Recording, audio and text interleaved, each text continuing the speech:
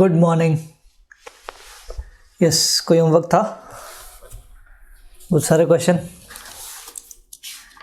चलिए, नंबर्स में सबसे पहले कौन सा क्वेश्चन आ रहा है? क्वेश्चन नंबर 11 तो यही हो गया था। 13 कुछ अधूरा पार्ट था जिसमें मैंने एक्स सीरीज, वाई सीरीज और ये सब बनाया था। यस, 13 का आंसर बता दो सीधा। बीटा कितना आ रहा है? 0.15। Sure, X series Y series तो मैंने बनाई दी थी। Summation x summation Y X square X Y करके आपको आंसर निकालना था। आ रहा है ये आंसर? ठीक है। फिर था क्वेश्चन नंबर 15 में एक तो CAPM से रिटर्न निकालना था और एक अंडर वैल्यूड ओवर वैल्यूड करके स्ट्रेटजी बतानी थी। तो CAPM से रिटर्न कितना आया? CAPM से रिटर्न 16%। एक्सपेक्टेड कितना है? 18। तो CAPM is less than expected, undervalued, buy करेंगे। श्योर। तो 15 में अंडर वैल्यूड आ रहा है तो हम बाय करेंगे। ठीक है, ये भी छोटा सा क्वेश्चन था। फिर था इसके बाद क्वेश्चन नंबर 21। ये अच्छा क्वेश्चन था। मे बी पॉसिबल कि 21 आपको पता ही ना लगा हो कि यार ये इसमें बीटा जो है वो निकालेंगे कैसे, एग्रेसिव स्टॉक का बीटा कैसे निकलेगा, समझ ही नहीं आ रहा। ध्यान से सुनना। अब तक हमने क्या किया? क्वेश्चन नंबर 16, 17, 18 वो जो एक बड़े बड़े क्वेश्चन थे वहाँ देखो आप कि रिटर्न दिया था, मार्केट के रिटर्न की सीरीज थी, सिक्योरिटी के रिटर्न की सीरीज थी और 5 डेटा थे। यहाँ 2 है, क्या फर्क पड़ रहा है? मतलब एक्स सीरीज आपकी हो गई 8 और 20, वाई सीरीज आपकी हो गई 2 और 32। बस वही तरीका लगाना था, n इज इक्वल टू 2। इसका एक शॉर्टकट भी है जो हम थोड़ी देर बाद देखेंगे, बट अभी इस तरीके से आप सोल्व कर सकते थे। अगर किसी ने दिमाग लगा लिया और ऐसा किया है तो बिल्कुल वेल एंड गुड, आंसर सही है। नहीं किया तो कोई दिक्कत नहीं, मेरे साथ ही कर लो। एक्स स्क्वायर करना है और एक एक्स वाई करना है। एक्स स्क्वायर मतलब ये हो जाएगा 64, 400 और एक्स वाई 16 और 640। बस सबका टोटल करना है। ये हो जाएगा 28, 34, 464 एंड 656। ठीक है। फिर बीटा का फॉर्मूला लगाना था n समीशन एक्स वाई। याद आ रहा है formula? n summation x y मतलब 2 multiply x y 656 minus 28 summation x summation y divided by n summation x square minus x bar का होल स्क्वायर। सॉल्व करो इसको। बीटा कितना आ रहा है? फाइनल बीटा चाहिए मुझे।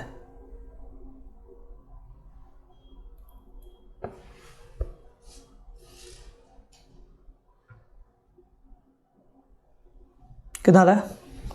2.5। चेक कर लो। 2.5 का एक शॉर्टकट मैं और बता रहा हूं, अभी देखेंगे हम।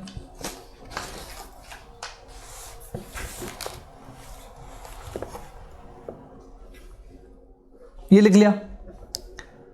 ये तो वो सीरीज ही थी, X series Y series, X square Y square.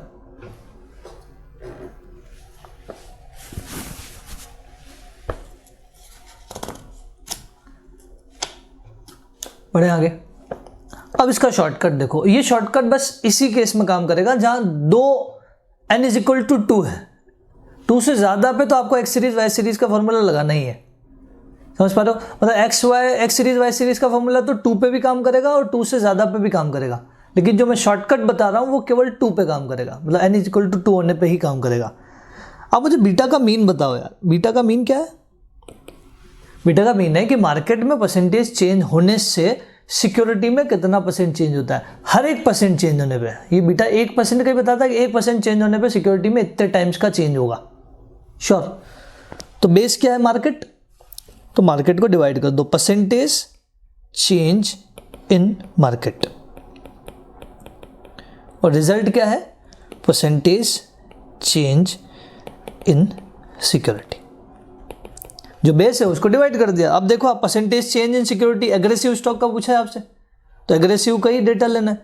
तो 2 से 32 हो गया, मतलब परसेंटेज चेंज कितना आया 32 माइनस 2, ये परसेंटेज चेंज आया। और मार्केट में परसेंटेज चेंज कितना आया 20 माइनस 8।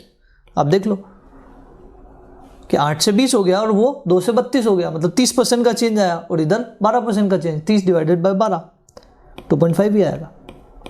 श्योर। तो 2 सिक्योरिटी में आप ये वाला शॉर्टकट यूज कर सकते हो। श्योर।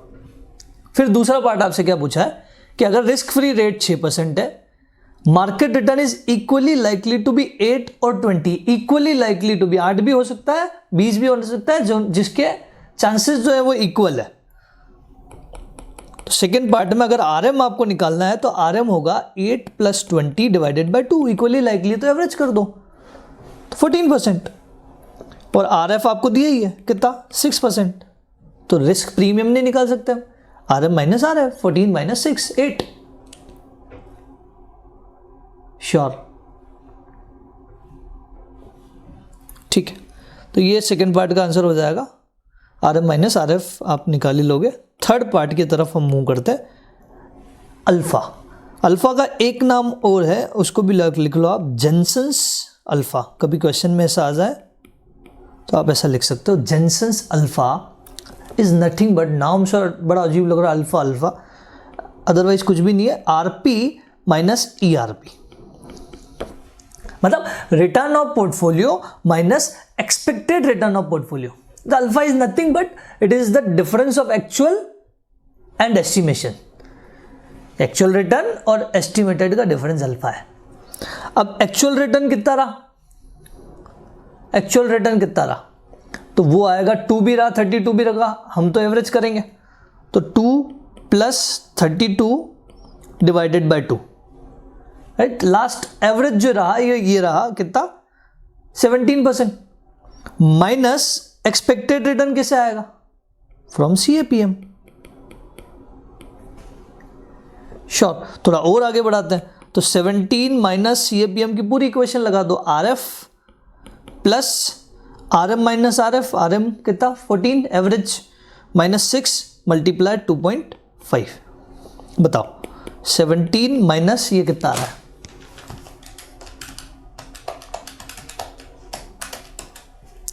26, तो अल्फा हो जाएगा -9। It is the answer. मतलब it is nothing but it is the difference of actual and estimation. Sure. तो ये अल्फा नोट डाउन कर लो, अदरवाइज तो सारी चीज़ें आपको क्लियर है। किसी को ये नोट डाउन करना है तो ये भी नोट डाउन कर लो, बीटा का फॉर्मूला ये सारे एक साथ ही लिख लो।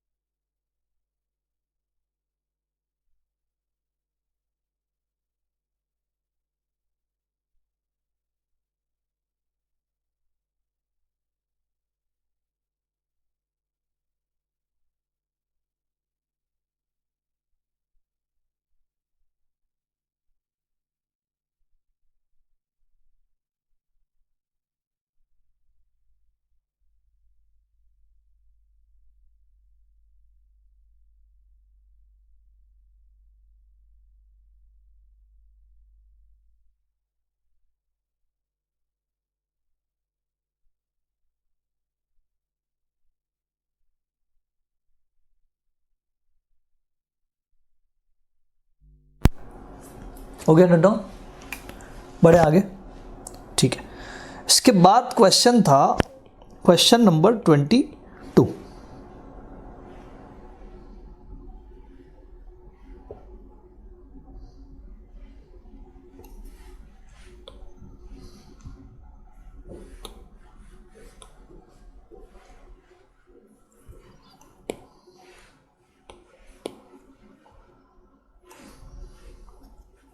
यस, इसके बाद क्वेश्चन था क्वेश्चन नंबर 22। बताओ आंसर, सीधे ही बता सकते हो आप। क्वेश्चन नंबर 22 में सीधा ER ही बता दो मुझे। आपने बीटा निकाला ही होगा, बीटा के हिसाब से ER कितना है? 11.40%।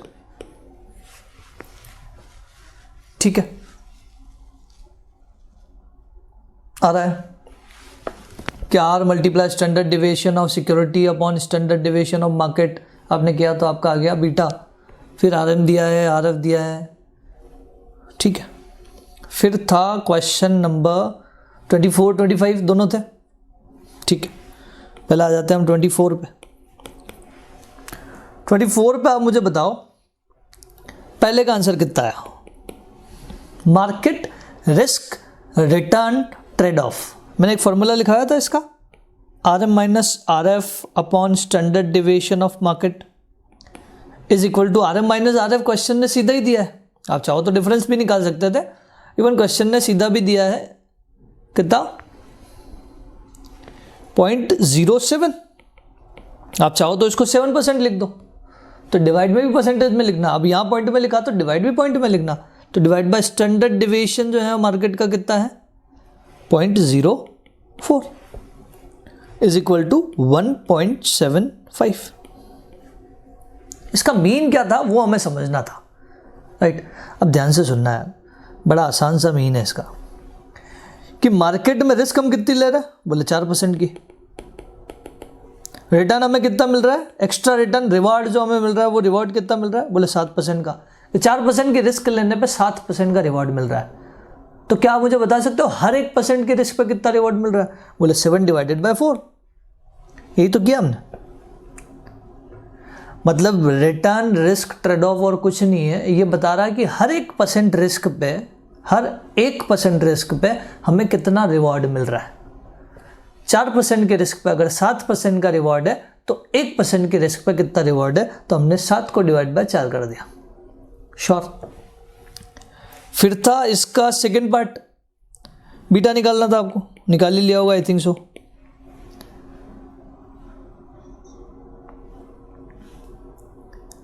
सिक्योरिटी बीटा, आपके पास कोरिलेशन है, आपके पास स्टैंडर्ड डिविएशन ऑफ सिक्योरिटी है और आपके पास स्टैंडर्ड डिविएशन ऑफ मार्केट है। कितना आया है?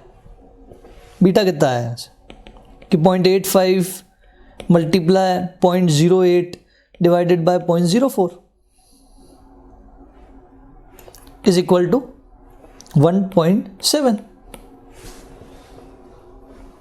ये बीटा आ गया, यहां पे भी कोई दिक्कत नहीं थी। तीसरे में क्या था? तीसरे में था equilibrium required rate of return. मतलब आपको रिक्वायर्ड रेट ऑफ रिटर्न निकालना है, कौन सा वाला? इक्विलिब्रियम वाला। इक्विलिब्रियम वाला मतलब सिचुएशन ध्यान है, करेक्टली वैल्यूड करेक्टली प्राइस, मतलब जो CAPM का रिटर्न है वही आपका ER होना चाहिए। मतलब CAPM का रिटर्न निकाल लो, आपका आंसर आ गया ना। मतलब आप तो सीधा सीधा CAPM लगा दो, ER is equal to RF plus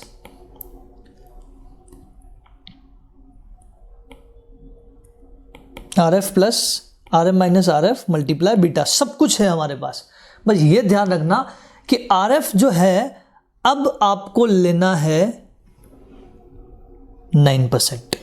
बोले ये क्यों? ये 9 क्यों लेंगे हम? तो देखो आपके क्वेश्चन ने बाद में जाके लिखा है कि रिस्क लेस इन्वेस्टमेंट में now be purchase to yield 0.09। मतलब एक RF पुराना था 3% का और अभी प्रेजेंटली कितना हो गया? 9%। हम कौन सा वाला डेटा लेंगे? लेटेस्ट वाला।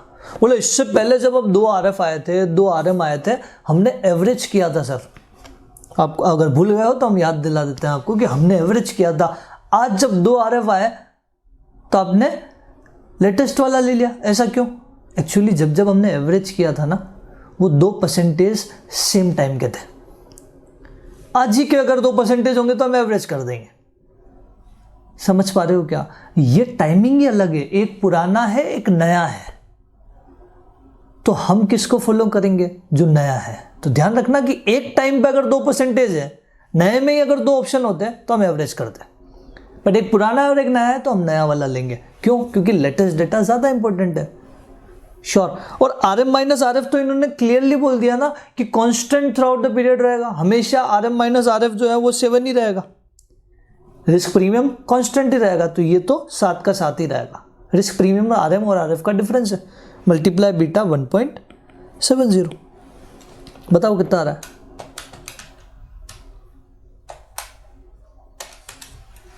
20.9 is the answer of third part.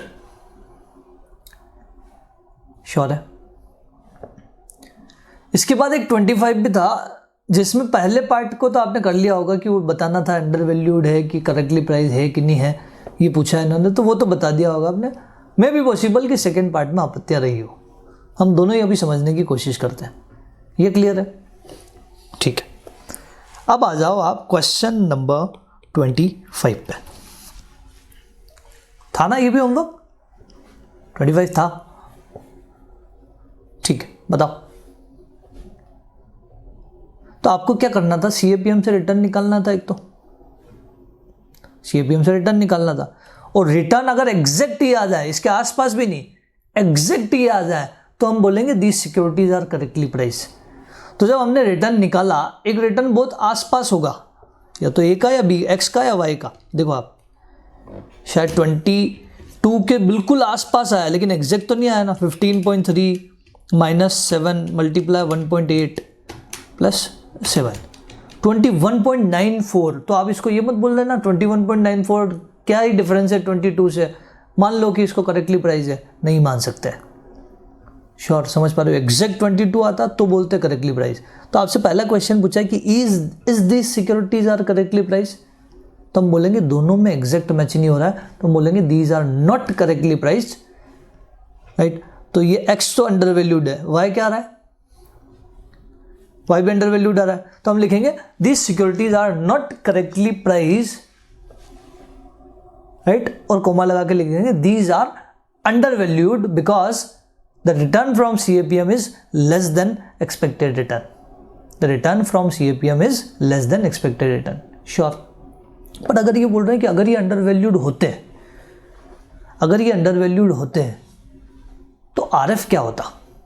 अगला सवाल इनका क्या है कि if these are undervalued what would be the risk free rate of return if these are undervalued. अब ध्यान से सुनना, अगर आप में से, और जो मेजोरिटी ने किया होगा मेरे हिसाब से, कि कंपनी X में आपने इक्वेशन बना ली हो ऐसे कि 22 is equal to RF plus 15.3 minus RF multiply 1.80, और सेकेंड में इक्वेशन बना ली हो 20.4 is equal to RF plus 15.3 minus RF multiply 1.60, तो मैं बोल रहा हूँ आप लोग हो गए गलत। बोले ऐसा क्यों? क्योंकि जब आपने दोनों इक्वेशन से RF निकाला होगा तो वो RF अलग अलग आया होगा। आई एम 100% श्योर कि यहां से अगर आपने RF निकाला होगा तो RF अलग अलग आया होगा, बल्कि RF तो अलग अलग आना ही नहीं चाहिए। क्यों RF अलग अलग क्यों नहीं आना चाहिए? देखो आप सोचो कि risk free rate of return India में तो सारी कंपनी के लिए सेम ही होगा ना। गवर्नमेंट ऑफ इंडिया का रिटर्न गवर्नमेंट सबके लिए सेम है कि नहीं? श्योर। मतलब अब ये तो हमने तरीका गलत लगा दिया। मतलब आपने ये सोच लिया अगर कि RM अवेलेबल है, RM वाला ले लो एज इट इज, तो आप दिक्कतों में आ जाओगे। तो फिर क्या सही तरीका क्या है? सही तरीका ये है कि भले ही इन्होंने RF कैलकुलेट करने के लिए बोला है, लेकिन चेंज दोनों में आएगा। मतलब RM भी आपको पुराना वाला नहीं लेना है, RM भी नया ही आएगा। वो बात अलग है कि क्वेश्चन ने RM पूछा नहीं है, बस समझ पा रहे हो? RM आप पुराना वाला नहीं ले सकते, क्योंकि पुराना वाला लेने पे 2 RF आ गए, बल्कि 2 RF आने नहीं चाहिए। कंपनी X और कंपनी Y चाहे इक्वेशन कोई भी हो, RF तो एक ही होना चाहिए। श्योर। ऊपर से और बता दूं, कभी भी ऐसा क्वेश्चन आया तो ये मान के चलना कि एक एलिमेंट में चेंज कभी नहीं होगा, RM और RF दोनों में एक साथ ही चेंज होगा। तो एक में वो चेंज भले ही बोले, आप मान लेना कि दूसरे में भी चेंज हो रहा है, फिर जो क्वेश्चन पूछे वो आप फाइनल निकाल के आ जाना। अब जैसे यहाँ RF पूछा ना, तो हम RF ही निकाल लेंगे। फिर हमने याद करो क्वेश्चन नंबर 6 में हमने किया था सेम एज इट इज, याद है ना, दो इक्वेशन RM RF निकालना था, तो RF निकाला, फिर लिखा हमने कि by putting RF in equation 1 तो RM आया, याद आ रहा है। तो वैसा हम यहाँ पे ऐसा नहीं करेंगे, RF के बाद छोड़ देंगे, by putting RF into equation 1 और 2 वाली लाइन खत्म हो जाएगी। मतलब ये वो वाले पार्ट से भी थोड़ा सा छोटा क्वेश्चन है। श्योर। चलो तो इक्वेशन को थोड़ा सिंप्लीफाई करें, इक्वेशन को सिंप्लीफाई करते हैं। तो फर्स्ट इक्वेशन अगर हम बनाने जाएं तो ध्यान से देखना कि मैं ऐसा बोल सकता हूं कि 22 माइनस RF इधर आके माइनस हो जाएगा, डिवाइड हो जाएगा 1.80 is equal to RM minus RF, वैसा ही जैसा हमने वहां किया था। फिर दूसरी इक्वेशन को आप जब लिखोगे तो same 20.4 minus RF upon 1.60 is equal to RM minus RF, और दोनों ही RM माइनस RF है तो क्या होगा, दोनों ही RM माइनस RF है तो क्या होगा, दोनों इक्वेट कर दो by equating equation 1 and 2, 22 minus RF upon 1.80 is equal to 20.4 minus RF upon 1.60। Sure. तो इस हिसाब से क्रॉस मल्टीप्लाई करके मुझे RF बताओ, RF कितना आ रहा है। 5 मिनट का टाइम।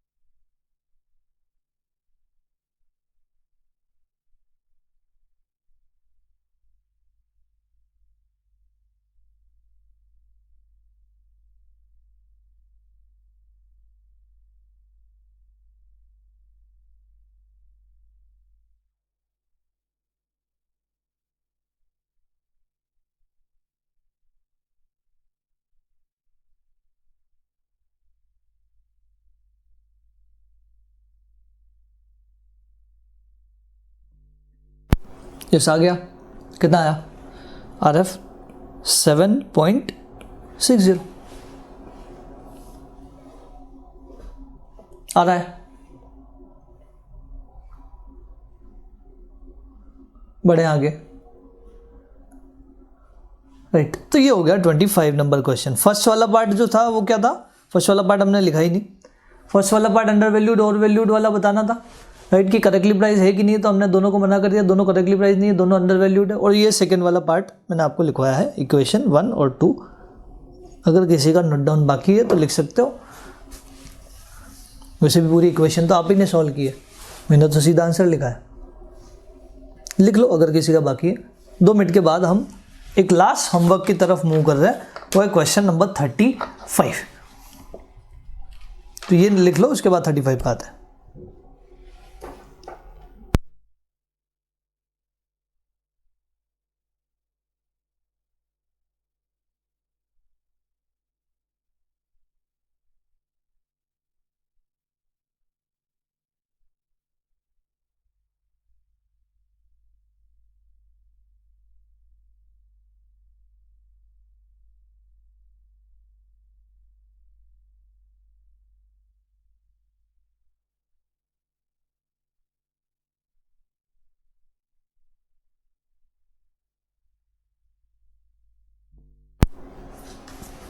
लिख लिया, छोटा सा ही पार्ट था। बढ़े आगे।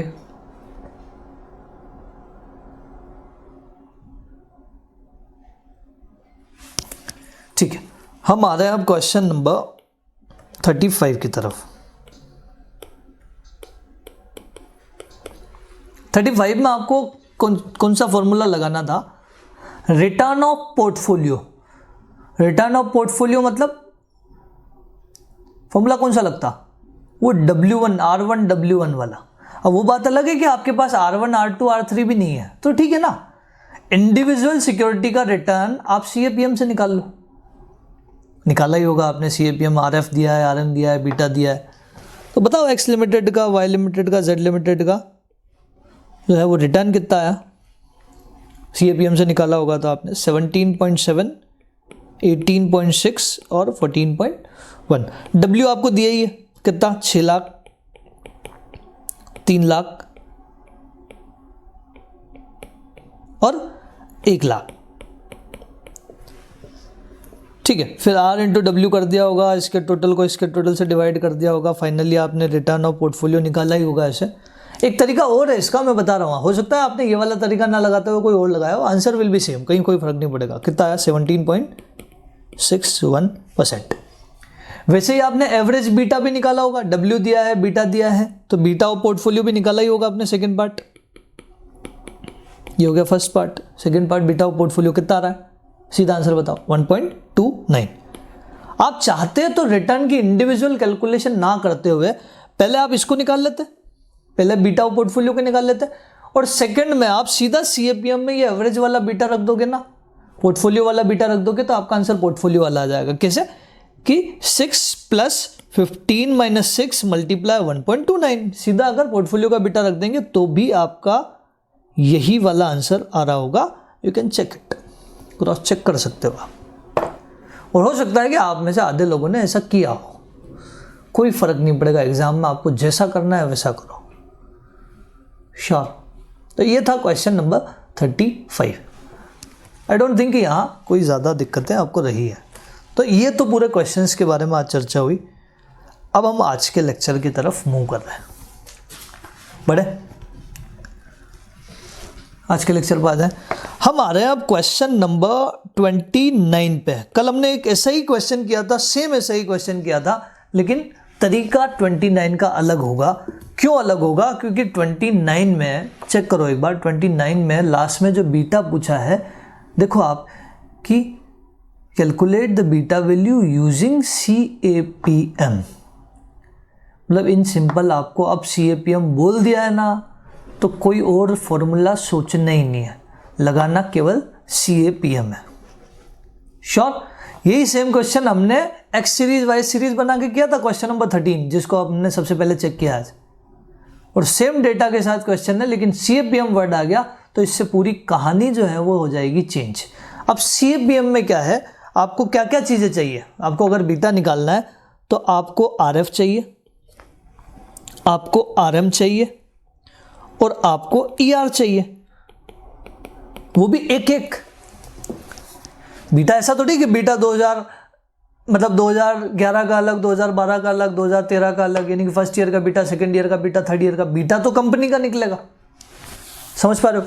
तो अब आपको एक ही RF चाहिए। मल्टीपल RF और मल्टीपल RM तो आपके पास है, नहीं है तो आप निकाल भी लोगे, वैसे ही जैसे हमने 13 में किया, बट वो नहीं करना है आप। क्यों? क्योंकि मल्टीपल बीटा थोड़ी चाहिए, बीटा तो एक ही चाहिए। तो एक RF चाहिए, एक RM चाहिए, एक ही ER चाहिए, तो अब क्या करें? तो हमारा फोकस शिफ्ट करते हैं एक लाने पे। तो एक ही RF चाहिए और हमारे पास 4 अवेलेबल, हम क्या कर दें? Average, right. तो स्टेप नंबर 1 ये जो लिखा है ना मैंने, step number 1, step number 2, step number 3, तीनों लाइन वाइज ऐसे कैलकुलेट करते हैं। Step number 1, calculation of RF, और RF में हम क्या लिख देंगे? Average RF। एवरेज RF मतलब 8 + 10 + 9 + 9 divided by 4 is equal to 9। Sure? तो ये एक RF आ गया। अब हमारा फोकस RM और ER पे शिफ्ट करना है। एक RM एक ER, सवाल खत्म हो जाएगा। श्योर? अब कोई पेन मत उठाना, पहले समझ लेना अच्छे से, फिर आप पेन उठाना। Step number 2, calculation of RM। और ध्यान से देखना क्या आरएम को मैं ये बोल सकता हूं dividend yield plus capital gain? बोले हाँ, ये तो हमने सीखा है कि रिटर्न का दो टुकड़े होते हैं, रिटर्न के दोनों टुकड़ों को जोड़ दिया जाए तो टोटल रिटर्न आ जाता है। बिल्कुल ठीक है। अब डिविडेंड यील्ड में अगर मैं जाऊं,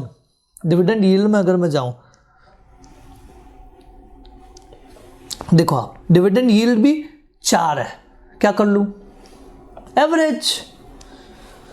तो यहां पे निकाल देता हूं मैं एवरेज डिविडेंड यील्ड। सब जगह एवरेज करूंगा बस, और कुछ भी नहीं होगा। एवरेज डिविडेंड यील्ड कितना हो जाएगा? बोले 4 + 6 + 6.5 + 6.5 डिवाइडेड बाय 4 कितना आ रहा है बताओ?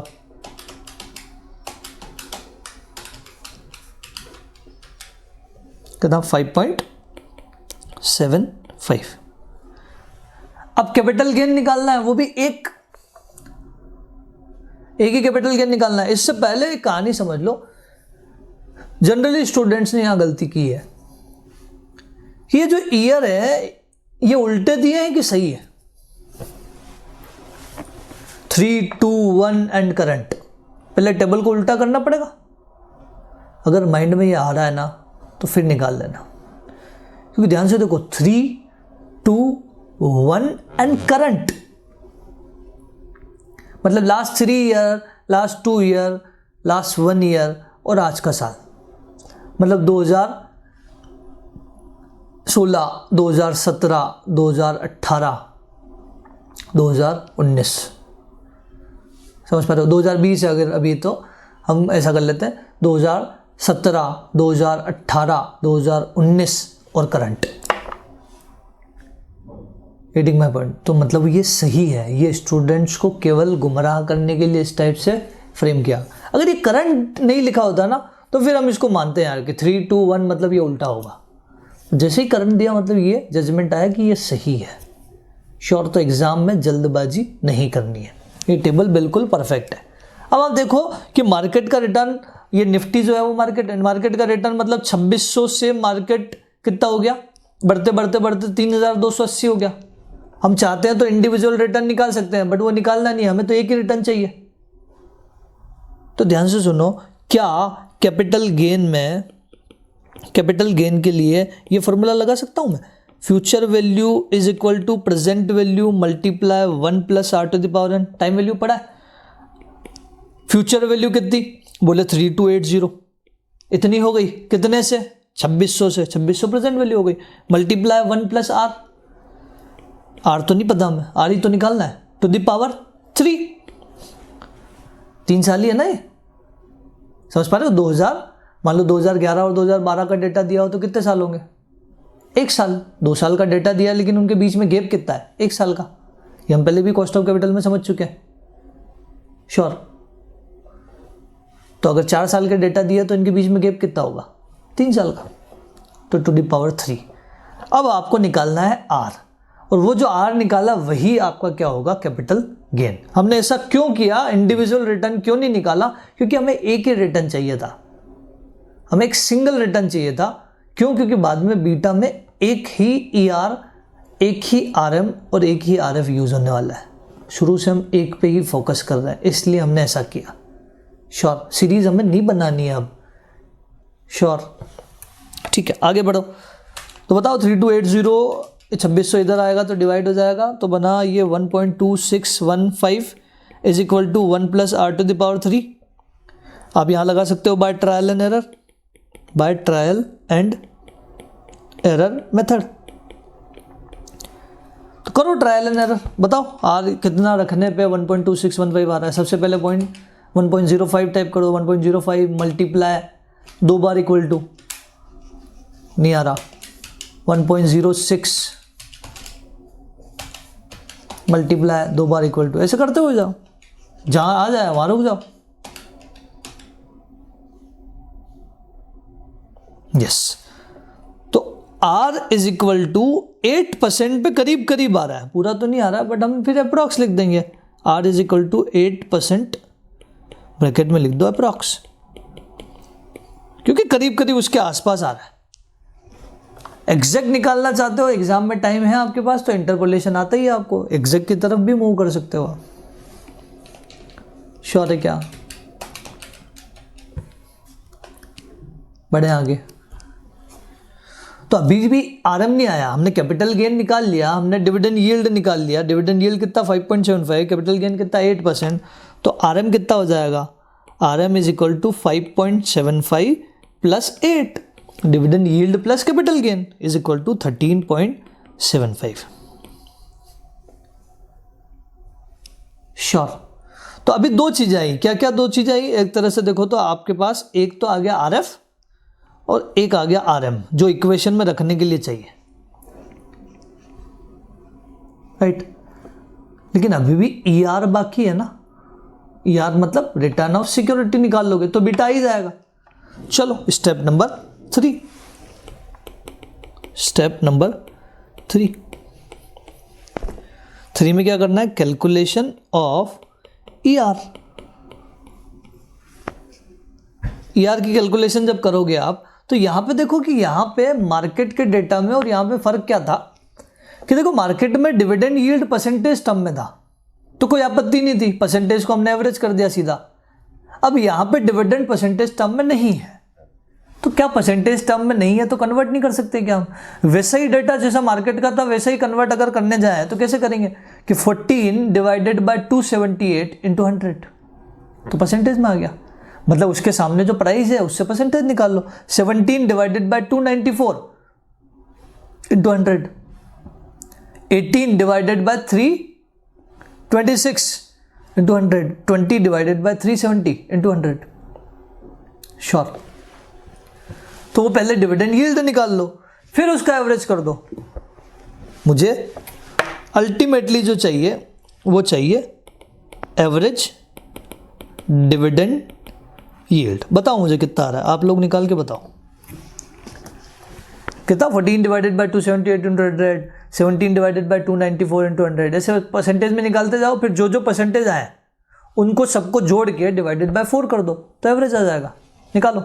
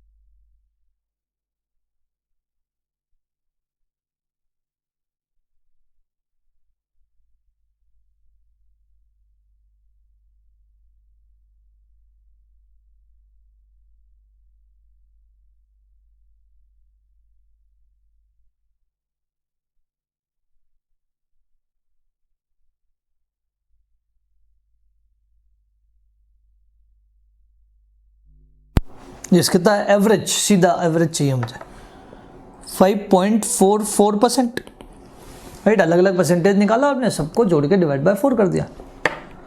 श्योर। और कैपिटल गेन कैसे निकलेगा? कैपिटल गेन तो वैसे ही निकलेगा जैसा हमने पिछली बार निकाला।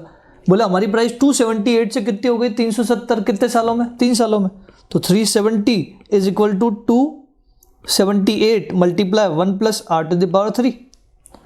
इसको और आगे बढ़ाते हैं तो 370 डिवाइडेड बाय 278 तो आ जाएगा 1.3309 is equal to 1 plus R to the power 3 by trial and error.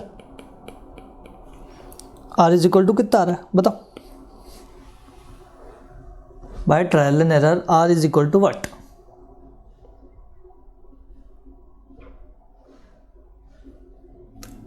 Trial and error से करो, इट इज कमिंग 10%। और अप्रॉक्स लिखने की भी जरूरत नहीं है यहाँ पे, क्यों? क्योंकि 10% एग्जैक्ट ही आ रहा है। चेक कर लो आप कि 1.10 की पावर 3 करो, ये आ रहा होगा। ठीक है, 09 है वहाँ 10 है, ठीक है वो चलेगा। तो therefore ER is equal to, ER में तो आपको डिविडेंड यील्ड और ये दोनों जोड़ना पड़ेगा ना, तो 5.44 plus 10 is equal to 15.44। Sure. अब आपके पास तीनों एलिमेंट आ गए जिसको मैं रेड मार्क कर रहा हूँ। देखो आप तीनों एलिमेंट रेड मार्क में है अवेलेबल। RF 9, RM 13.75 और ER 15.4। तो क्या इक्वेशन बन जाएगी? ER is equal to RF plus RM minus RF multiply beta. ER 15.44 is equal to 9 plus 13.75 minus 9 multiply beta. तो therefore beta is equal to what? निकाल लो, अभी निकाल लो। अब होमवर्क देने का रहा ही क्या, तो एक स्टेप हम बचे हैं, तो निकाल ही लो, अभी निकाल लो।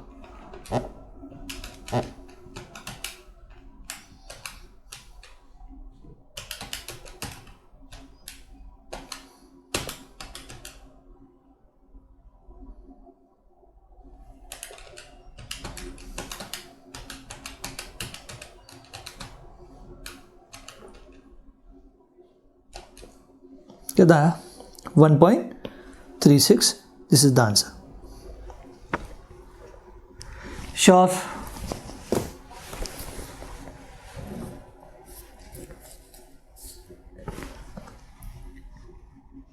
क्लियर है क्या?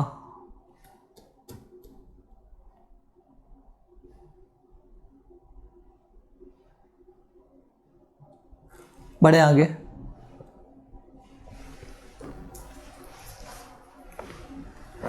चल आगे बढ़ते हैं हम कुछ नए कंसेप्ट की तरफ।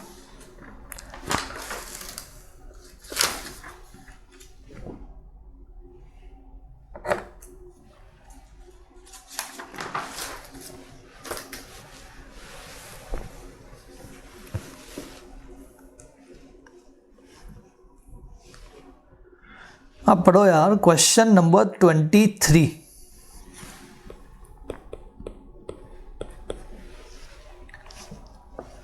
एक बार पढ़ो। किसी का नोट डाउन बाकी तो नहीं था? नोट डाउन बाकी है? ठीक है, तो फिर लिखो।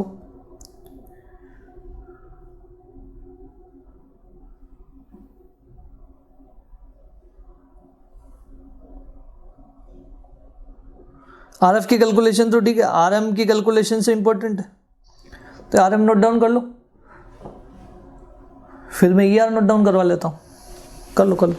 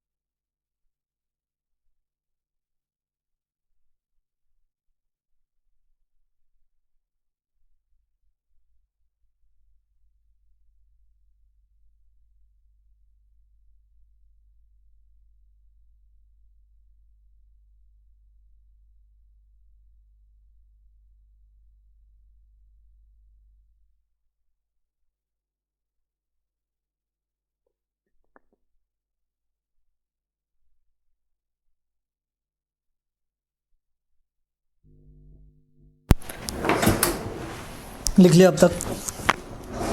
लिख लिया होगा। ठीक है, ये इसके बाद सॉल्यूशन था। तो ये तो फिर फॉर्मूला लगाया हमने, यहाँ कोई आपत्ति होगी नहीं। ये आर एफ आर एम सब निकाल लिया, फॉर्मूला लगाया। ठीक है, अब आ जाओ आप 23 की तरफ। पर 23 पढ़ने से समझ तो नहीं आ रहा है ना, ये क्या बोलना चाह रहे हैं क्या नहीं बोलना चाह रहे। इससे पहले हम एक एग्जाम्पल लेते हैं। एग्जाम्पल क्या लेते हैं यार, आप बोलो यार, कोई भी दो सिक्योरिटी जिसकी risk what ever you want, भले या तो पहले मैं लिख लेता हूँ 30-20, कुछ भी रिस्क ले लो, कोई फर्क नहीं पड़ रहा उससे। बस एक कंडीशन मेरी ज़रूर है कि r इज इक्वल टू -1 है, को रिलेशन जो है वो -1 है। ठीक है, ये इसकी रिस्क है। W चलो हम मान लेते हैं 50-50, 0.5. आप मुझे रिस्क निकाल के बताओ पोर्टफोलियो की, सिग्मा पी। फॉर्मूला याद है क्या, कौन सा लगाना है? याद है कौन सा लगाना है? सिग्मा 1 W1 का स्क्वायर प्लस सिग्मा 2 W2 का स्क्वायर, मतलब a प्लस बी का होल स्क्वायर जो हमने सॉल्व किया था, बस R12 एक्स्ट्रा आ जाएगा। हो जाओ शुरू, बताओ मुझे कितना आ रहा है।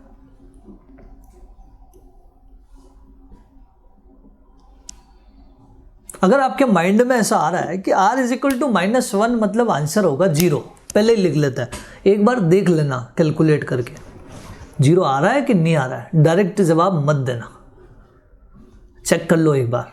मेरे हिसाब से 0 नहीं आ रहा है, देख लो। तो सीधा r इज इक्वल टू -1 होने पे 0 नहीं आता है, ये आपको अभी प्रूव हो जाएगा। बोलो अब तक हमने क्वेश्चन किए, वहां कुछ डेटा ऐसे थे कि 0 आ गया, लेकिन यहां पे 0 नहीं आ रहा।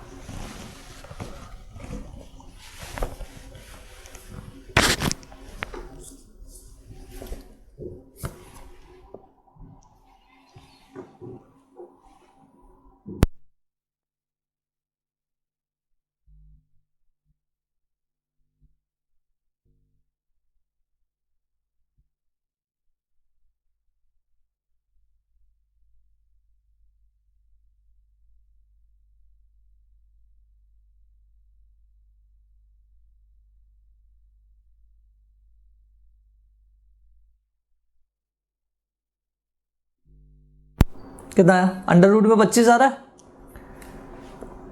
-1 है तो उस पूरे पोर्शन को माइनस बना रहा है। इधर 2 प्लस है और एक माइनस है, ध्यान देखना, ध्यान से देख लो। 325 आ रहा होगा, इधर 300 आ रहा है, तो 325 - 300 जब आपने किया होगा तो 25 आया होगा। 25 आया तो अंडर रूट किया तो 5 आ गया, मतलब 0 तो नहीं आया, 5 आया। चलो इसी एग्जाम्पल को थोड़ा सा मॉडिफाई करता हूं और फिर निकालो आप कि W जो है 0.5 की जगह आप लिख दो 0.6 नहीं 0.4, और इसको लिख दो 0.6। अब सॉल्व करो,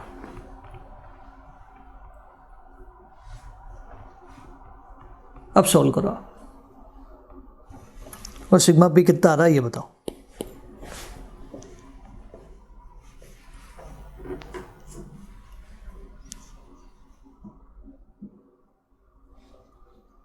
आ गया क्या 0? मतलब 0 पॉसिबल तो है, बट हर वेट पे पॉसिबल नहीं है। मतलब कुछ भी इन्वेस्ट कर दो तो 0 नहीं होगा, इन्वेस्टमेंट में आपको कुछ चेंजेस करने पड़ेंगे तब जाके 0 होगा। श्योर है क्या? मतलब ये बात तय है, 100% तय है कि -1 होने पे, r इज इक्वल टू -1 होने पे जो रिस्क है पोर्टफोलियो की वो 0 हो सकती है, लेकिन वेट आपको उस अकॉर्डिंग रखना होगा। श्योर? अब ये वेट मैंने कैसे निकाले, राइट, इसका क्या फॉर्मूला है वो हम देखते। एक काम करो, आप बोलो यार, हो सकता है ये मैं घर से रट के आ गया हूँ 30 और 20 वाले और इसमें आ गए। आप बोलो जो रिस्क बोलनी है आपको।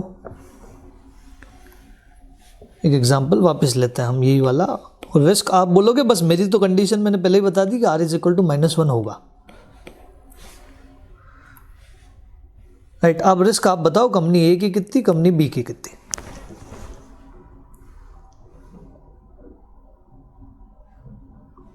बोलो कंपनी ए की कितनी, आप बोलो कंपनी ए की, वट एवर यू वांट, ठीक है 26%। इधर से एक बोल दो कितना, 17%, ठीक है। डब्ल्यू में लिखवा देता हूँ आपको, 1 मिनट को कैलकुलेटर पे मेरे को चेक करना था। ऐसा नहीं कि ये कैलकुलेटर मैं आपको नहीं बताऊंगा, कोई ट्रिक नहीं है, मतलब ऐसा नहीं कि रिवील ही नहीं करूंगा मैं, बस शॉर्टकट है, सबको बताऊंगा, अभी रुको बस।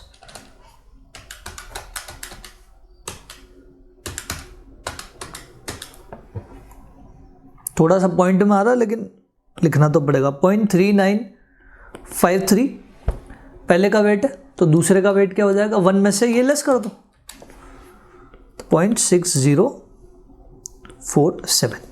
ट्राई इट, देख लो आपका आंसर 0 आ गया होगा। पहले से लिख रहा हूं मैं, sigma P is equal to 0।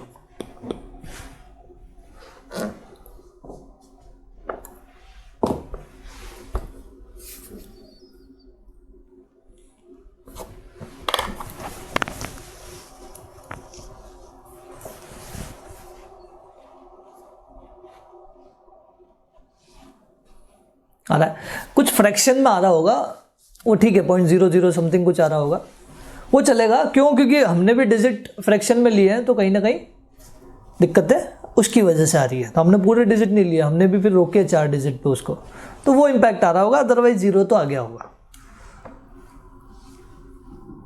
आ रहा है, ठीक है। अब देखो आप कि मैंने कैसे निकाला, वो रिवील कर रहा हूं मैं, कि मैंने एक फॉर्मूला लगाया। फॉर्मूला किसका, W1 का। W1 मतलब वेट ऑफ फर्स्ट सिक्योरिटी कैसे निकलेगा, W1 का फॉर्मूला लगाया मैंने, sigma 2 square minus sigma 1 sigma 2 R12 divided by sigma 1 square plus sigma 2 square minus 2 sigma 1 sigma 2 R12। बड़ा छोटा सा फॉर्मूला। ये तो 100% श्योर हो गया आपको कि यार मैंने कैलकुलेटर पे इतना जल्दी जवाब दिया, तो ये फॉर्मूला तो नहीं लगाया होगा।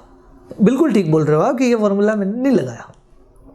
क्या लगाया फिर बताओ हमको, बता रहा हूँ, इसके बाद मैं शॉर्टकट ज़रूर बताऊंगा, पर पहले तो हम लॉन्ग कट से ही देखेंगे, राइट। पहले इस लॉन्ग वाले तरीके से ही देखेंगे। क्यों, क्योंकि वो शॉर्टकट केवल एक कंडीशन के साथ ही काम करता है, इसलिए हर बार काम नहीं करेगा वो। हम समझेंगे वो शॉर्टकट क्या है, समझेंगे, बट अभी आपको यही याद करना है। तो W2 का फॉर्मूला भी बता सकते हो, ऐसे सेम फॉर्मेट में बना सकते हो W2 का, क्या, सिग्मा 1 स्क्वायर, वेरी गुड, बोलते जाओ। जब W1 आ गया तो W2 का फॉर्मूला लगाने की जरूरत क्या है, निकाल तो सकते हो बट जरूरत क्या है, 1 माइनस W1 कर दो ना।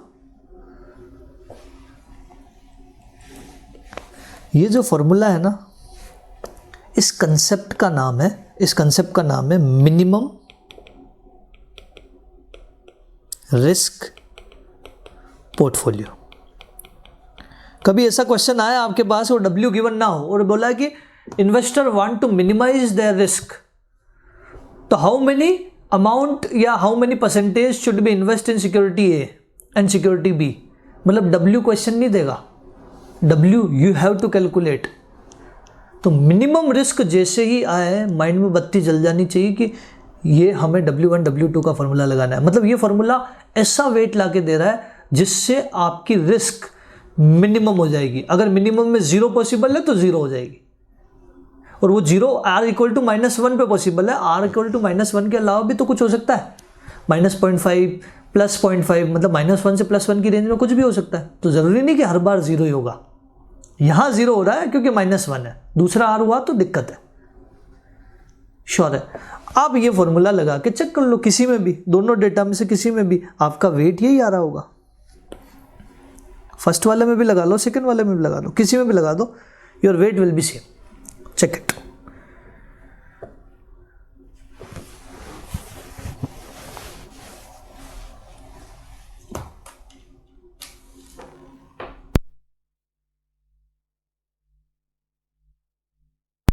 ये ध्यान रखना आप कि माइनस साइन फॉर्मूले में ऑलरेडी है, और एक -1 से वो R जो है वो मल्टीप्लाई होके वो पूरे डिजिट को बना रहा है माइनस। तो एक माइनस साइन है और अंदर भी माइनस है, तो माइनस माइनस क्या बन जाएगा, प्लस। तो ये गलती मत करना, मैथमेटिकली आप क्लियर हो। समझ पा रहे हो कि जैसे 26 था तो 26 W1 निकाल रहे हो आप, तो W1 निकालने के लिए आपको लेना है सिग्मा 2 स्क्वायर, मतलब वेट आप ए का निकाल रहे हो लेकिन आप इसका स्क्वायर करोगे, ये ध्यान रखना, राइट। तो 17 का square minus sigma 1 W1 R12 मतलब -1। अब ये माइनस माइनस क्या हो जाएंगे बाद में प्लस, फिर sigma 1 square plus sigma 2 square -2 sigma 1 sigma 2 R12। ऐसे करते हुए जाओगे तो न्यूमरेटर कितना आ रहा है, वो दोनों प्लस हो जाएंगे, ये ध्यान रखना बस। 26 × 17,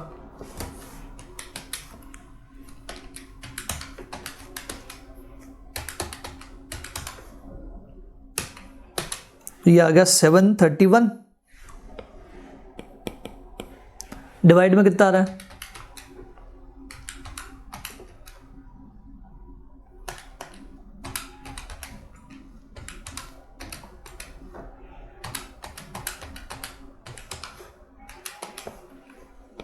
$1849।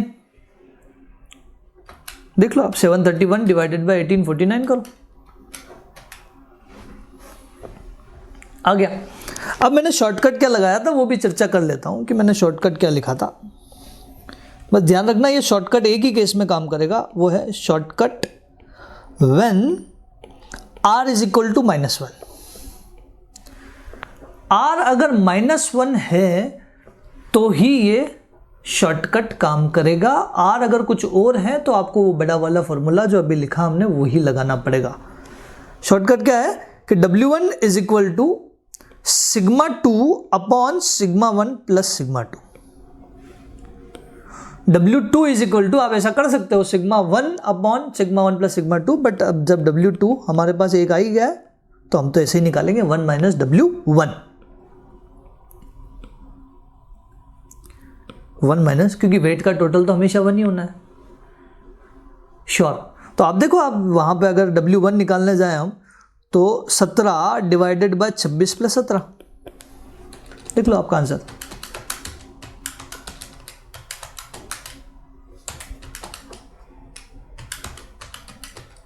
आ गया, सीधा ही आंसर, श्योर। लेकिन -1 के केस में ही काम करेगा। अब आप नोट डाउन कर लो ये पूरा कंसेप्ट, ये मिनिमम रिस्क पोर्टफोलियो का फॉर्मूला है, विथ एग्जाम्पल नोट डाउन करना है तो विथ एग्जाम्पल नोट डाउन कर लो।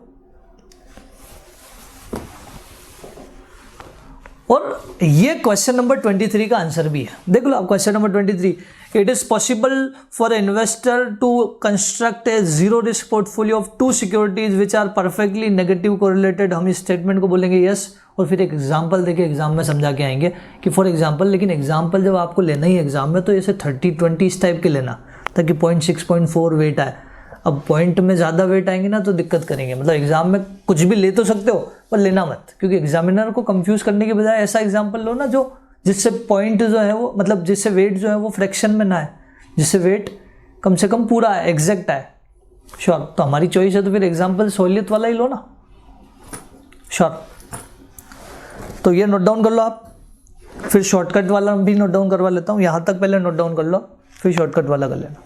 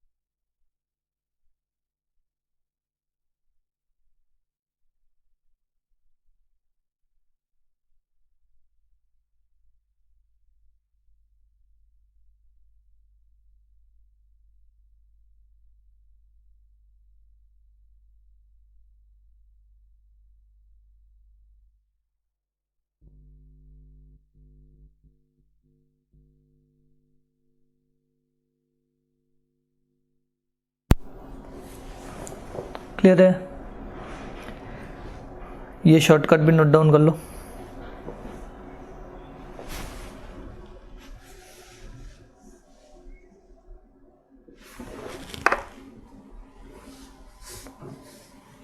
ये ध्यान रखना, r इज इक्वल टू -1 पे ही ये शॉर्टकट काम कर रहा है।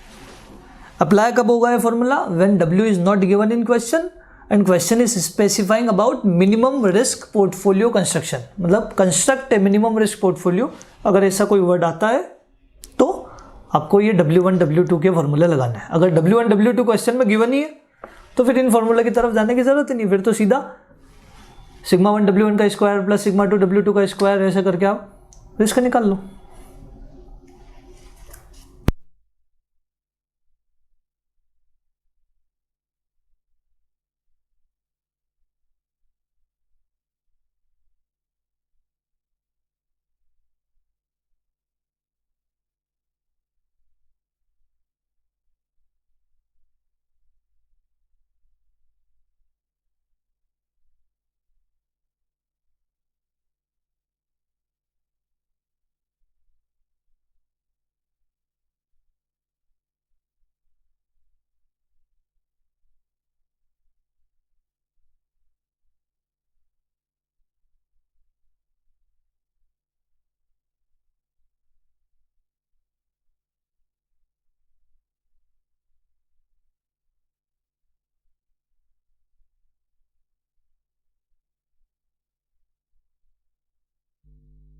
हो गया नोट डाउन? चलो अब आ जाओ आप सबसे लास्ट वाले क्वेश्चन पे, टचवुड लिमिटेड वाला क्वेश्चन, क्वेश्चन नंबर 39।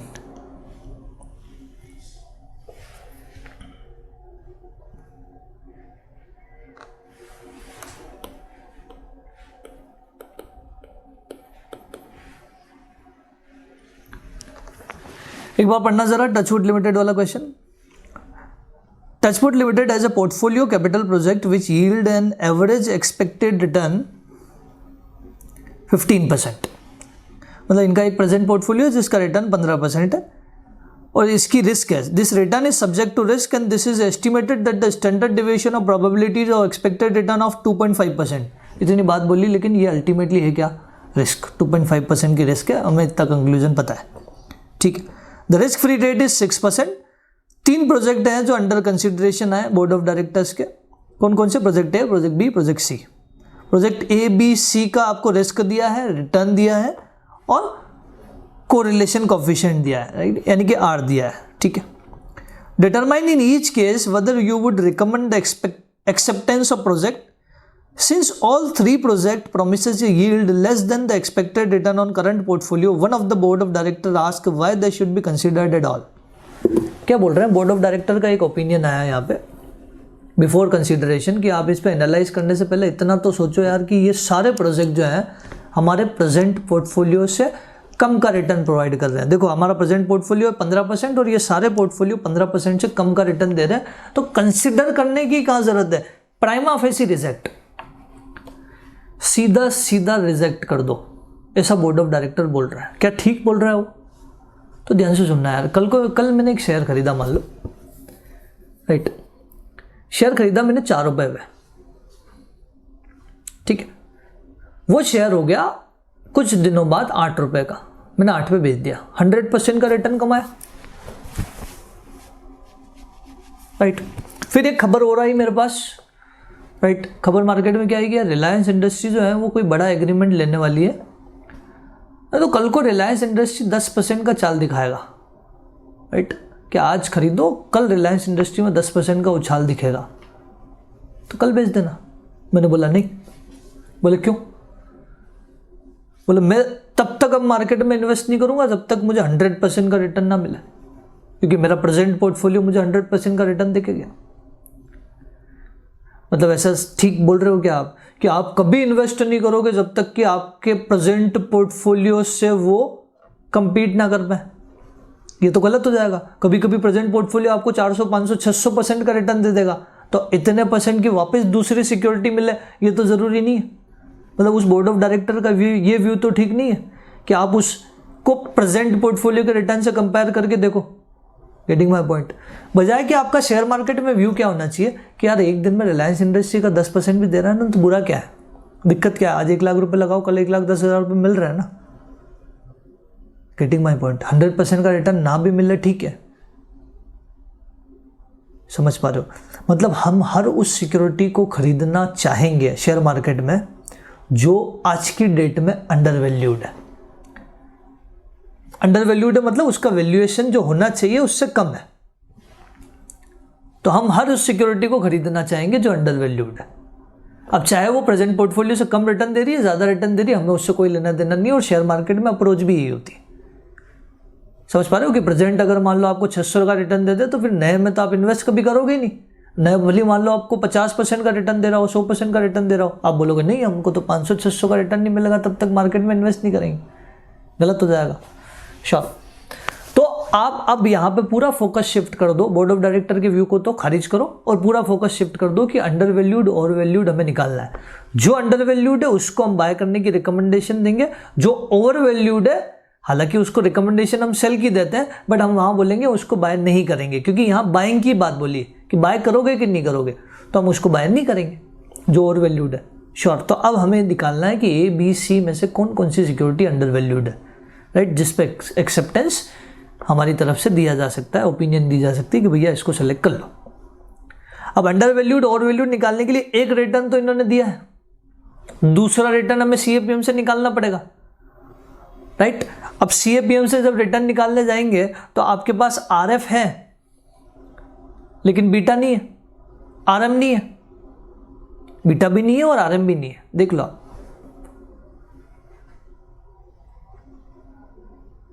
क्या करें फिर? मैं बात करता हूं अभी प्रोजेक्ट ए की।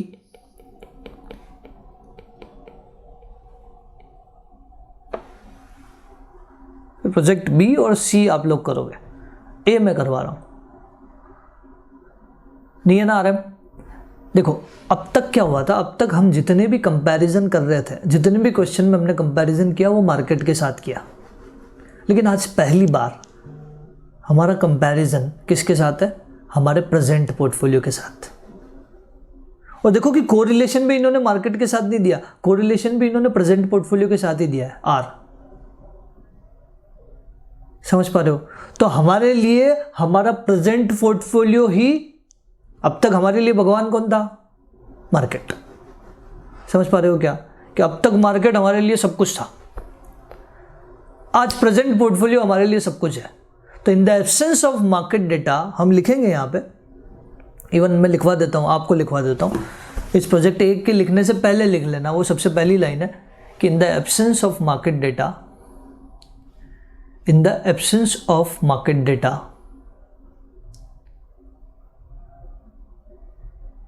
we are considering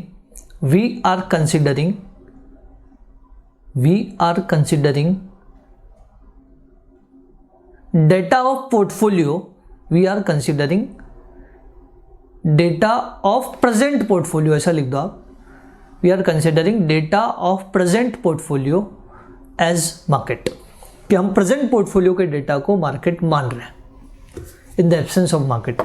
तो अब हमारे लिए आरएम क्या हो गया, 15%। 15% जो प्रेजेंट पोर्टफोलियो का रिटर्न है वो आरएम हो गया।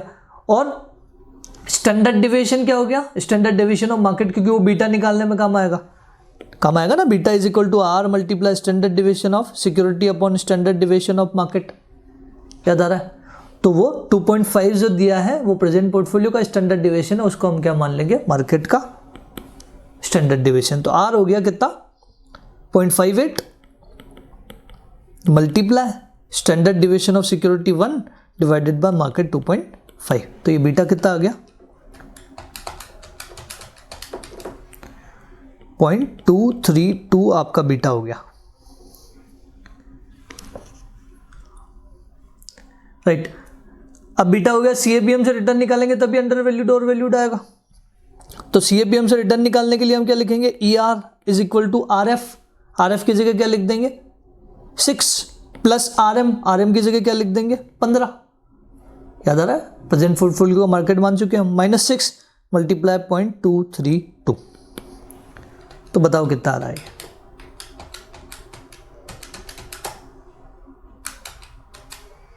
कितना आया 8.08%। और ये सिक्योरिटी का ER कितना है, तो यहाँ लिखेंगे therefore CAPM is less then ER, मतलब 8.08 इज लेस देन 12, तो हम क्या बोलेंगे, ये अंडर वैल्यूड है। अंडर वैल्यूड है तो हम बाय का रिकमेंडेशन दे देंगे। तो क्या ऐसे ही प्रोजेक्ट बी और प्रोजेक्ट सी की डिटेल आपके सामने सेम एज इट इज है, क्या ये कर सकते हो आप?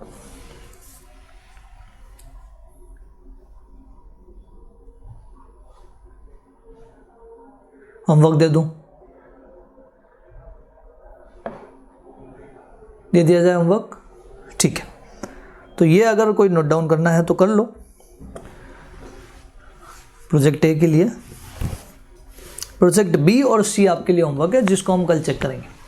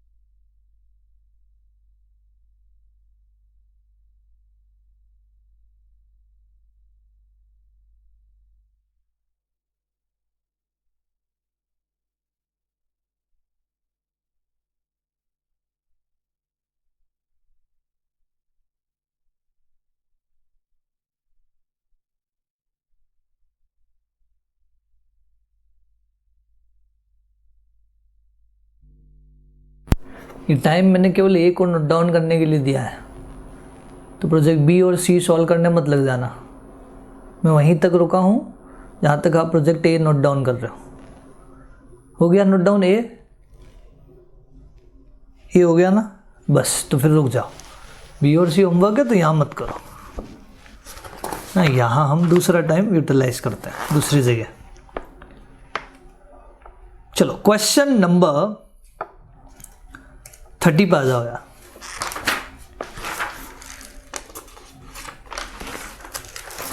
क्वेश्चन नंबर 30 देखो एक बार जरा।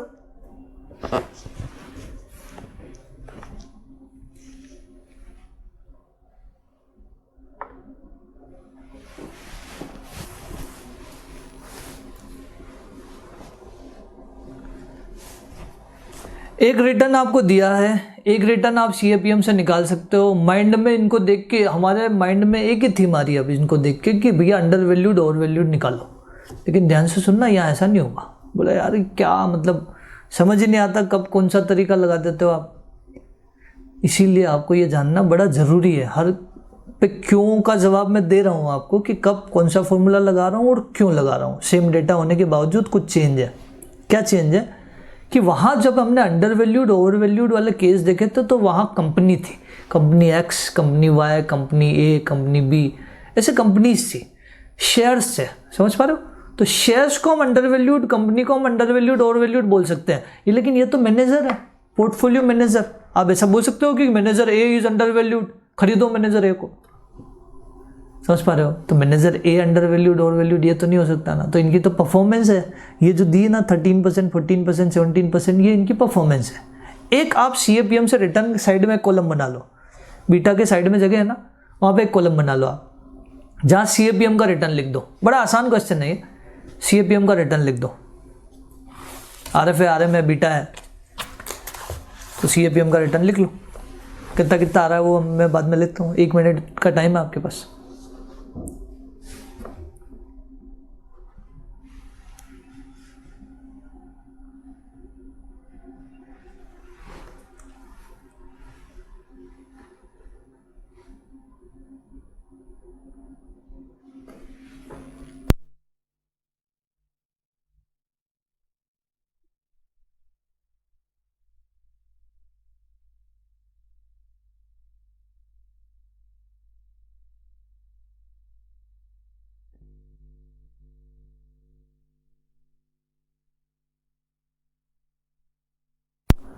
लिख लिया साइड में रिटर्न, बताते जाओ कितना कितना आया।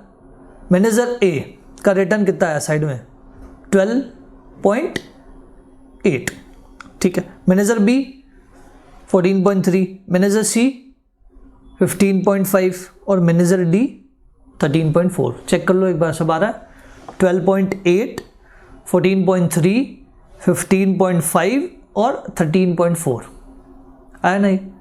अब ध्यान से कंपैरिजन करना कि हमारी उम्मीद, हमारी एक्सपेक्टेशन थी 12.8, बल्कि मैनेजर ए ने कितना प्रोवाइड कर दिया 13।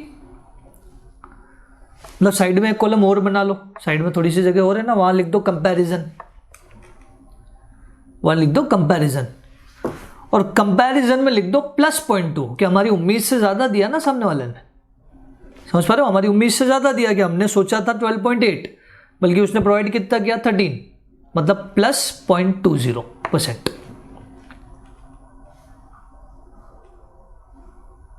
दूसरे वाले में 14.3 सोचा, लेकिन सामने वाले ने दिया कितना 14, मतलब -0.3, उसकी परफॉर्मेंस थोड़ी सी कम रही, -0.3।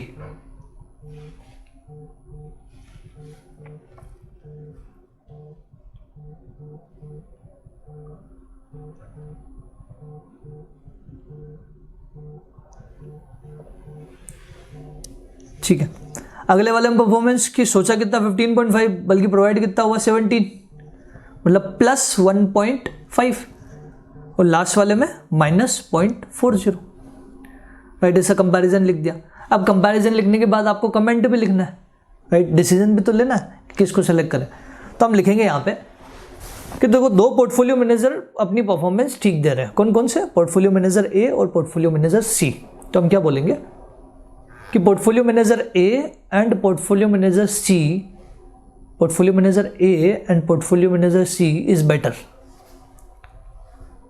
Portfolio manager A and portfolio manager C is better because they are providing more than expectation, because they are providing more than expectation. But portfolio manager C is best.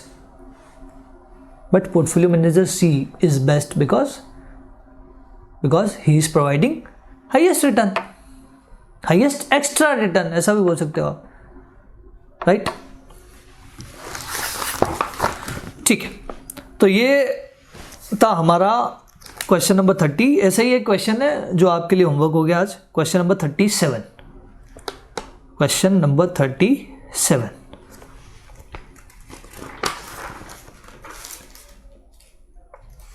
करीब करीब ये टॉपिक जो है वो हमारा finish हो गया। थोड़ा सा और बचा है, जो नेक्स्ट लेक्चर भी पूरा नहीं लगेगा, नेक्स्ट लेक्चर थोड़े से में ख़त्म हो जाएगा ये।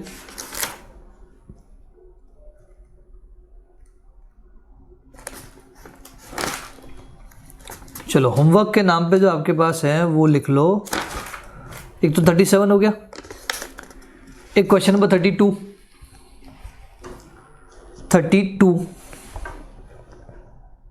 Question number 34 dairy milk crackle question. अगर किसी ने किया तो इस पे मिलेगी आपको डेयरी मिल्क क्रैकल ना। सिल्क इतने लेवल का क्वेश्चन नहीं है, तो डेयरी मिल्क सिल्क की तरफ नहीं जा रहा हूँ, आसान सा क्वेश्चन है।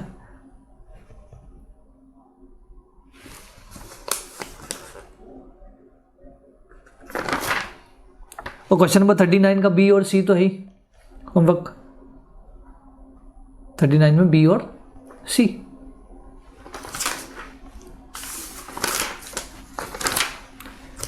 ठीक है, फिर तो आज का लेक्चर फिर हम यही रोक रहे हैं। कल कंटिन्यू करते हैं विद होमवर्क एंड थोड़े बहुत और कंसेप्ट हमारे जो बचे हैं वो हम कल कंटिन्यू करके, कल का हमारा ये टॉपिक फिनिश हो जाएगा। कल हमारा आखिरी लेक्चर होगा पोर्टफोलियो मैनेजमेंट का। ठीक है, कोई भी डाउट है तो क्लास के बाद हम डिस्कस कर सकते हैं, बिंदास होकर आप पूछ सकते हो डाउट।